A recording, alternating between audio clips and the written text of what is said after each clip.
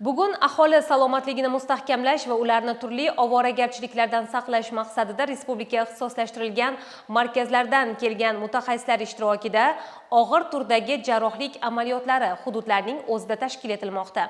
Muxbirimizning hozirgi lavhasi shu haqda. Bemor jarrohlik stolida o'z hayotini tajribali va malakali shifokorlar qo'liga topshirib, yaxshi bo'lishga umid qiladi.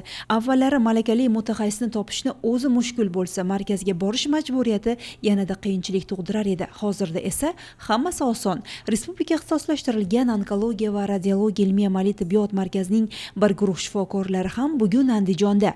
Ular tomonidan markazning Andijon filialidagi hamkasblari bilan birgalikda o'tkazgan jarrohlik amaliyotlari yana bir bemorning hayoti uchun yangi sahifa ochib berdi. Bizning navbatdagi tashrifimiz Andijon viloyatini avval Jalaquduq tumaniga, keyin Buloqboshi tumanlariga bo'ldi.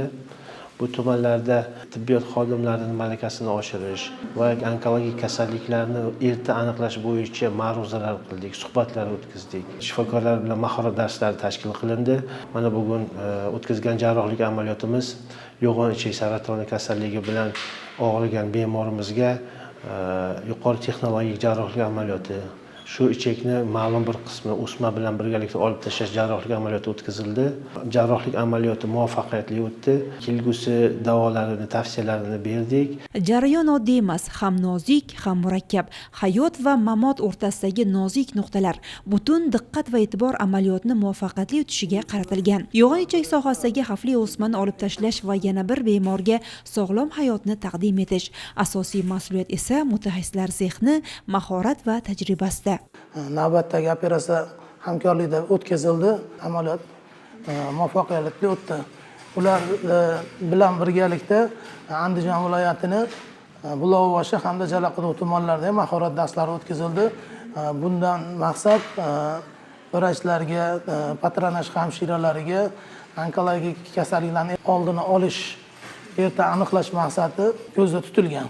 Bugun tibbiyotda olib borilayotgan islohotlar sabab hududiy shifokorlar malakasi doimiy ravishda oshirilib borilmoqda.